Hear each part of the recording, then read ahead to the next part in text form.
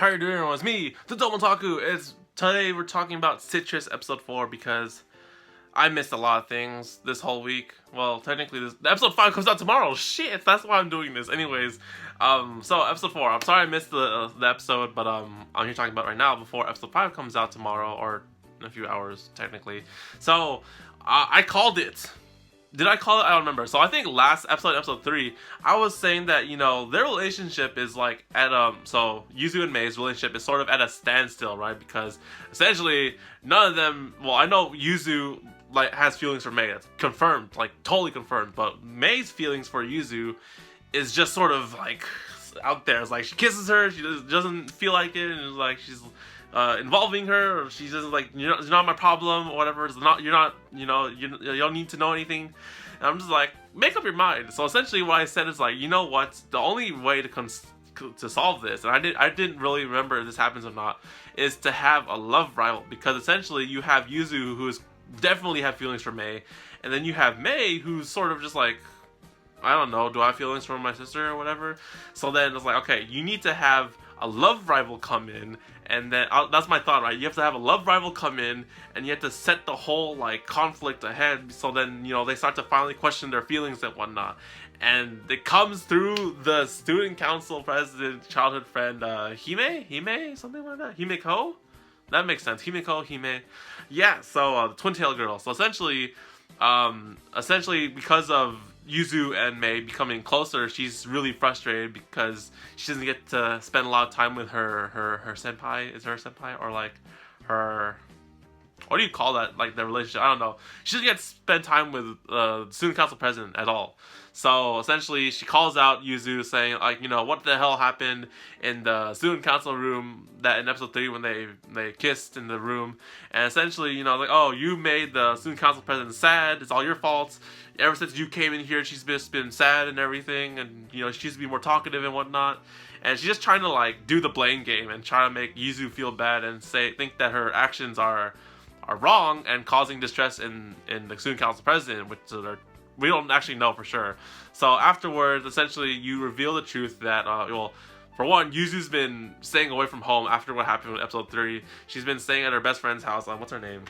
I'm sorry, I'm looking this up right now. But, Harumi. Yeah, Harumi. So she's been chilling at her place. Harumi's like the best support friend character in this whole anime. She's just like, oh, I need to like chill at your place. Can I stay over? It's like, yeah, sure, go ahead. Oh, I need to go talk to someone. Can I borrow some clothes? Like, yeah, sure. I'm just like, dude, this is the goodest best friend ever, like, you'll get. So essentially Himeko and Yuzu talk in like some fancy ass restaurant where they get ice cream, and essentially, yeah, that happens. And then they run to Mei, and then Mei's just like, are you gonna come home, Yuzu? Like, you've been out for like a few days and whatnot. So she's showing some concern and, you know, calling her by her name and whatnot. And then they drop the bomb that, you know, they're stepsisters and whatnot. So then Himiko's just like like dumbfounded, and essentially, you know, they somewhat become closer now. I don't know. So they come home, Yuzu and Mei kiss, and I'm just like, are you guys together or what? I'm just like, I don't know, man. They're probably not together. It's just like, I don't know why the hell they kissed though.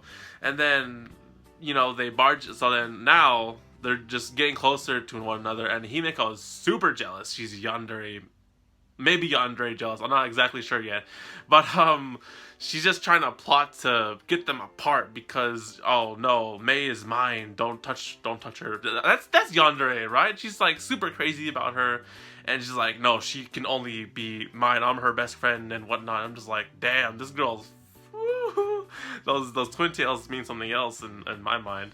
And then essentially, she does that to Mei in the student council room. Yeah, that happens. And then next day, she goes to Yuzu's like, oh, we crossed the line. And I'm just like, that sounded so stupid right now. I was like, yeah, me and Mei crossed the line, so we're gonna be stepsisters in the future. He's like, yeah, don't touch her, she's mine. And it's like, you know, like, I don't know. I'm just like, what the fuck? So yeah, essentially, she's just trying to put some distance between Yuzu and Mei. I'm just like, yeah, she's mine, don't touch her, or whatever. Like, she's mine, back off, or whatever. And then, you know, Yuzu tries to ask Mei about it, but then she's like, oh, it's none of your concern, and you're just like, you don't need to worry or whatever. And it's like, oh, she's like casting me away. She doesn't really fully trust me, or like she doesn't want to tell the truth, or, you know, she doesn't really like trust her with anything yet. So then it brings their whole relationship to like, whoosh, it's just down, just super down now. So, interestingly enough, if you watch the end credits and the trailer, so it brings up good points in this episode. So I think the next episode is pretty good. This is gonna be the conclusive part about like them and establishing their feelings and whatnot for each other. Because essentially, I think one of the biggest quotes in the end credits was like, or the next episode trailer, is that like Yuzu, or no, not Yuzu, Mei doesn't need love right now. She needs something else. So essentially, throughout episode 1 through 4, everyone's just been trying to confess and show love for Mei and everything, right? You know, just like, you know, Yuzu's fallen in love with her. Hime is just like, you know, I love you and shit, and like, you know, just like there's too much love going on here, and you know, I think that we don't actually know what her deal is yet. Maybe it has something to do with her dad, because I thought at the beginning it was because of like her and like her role as student council president and shit, and with her grandfather, but that's resolved.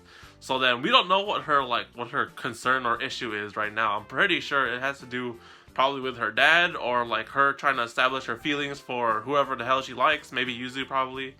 Because yeah, questions, but I'm pretty sure episode 5 will totally answer every single one of them. So well, stay tuned for episode 5. That'll be coming out in a few hours from now. So what did you guys think about this episode?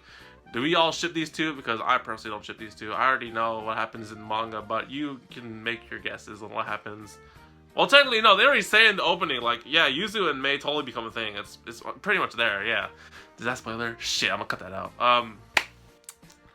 See you in episode 5.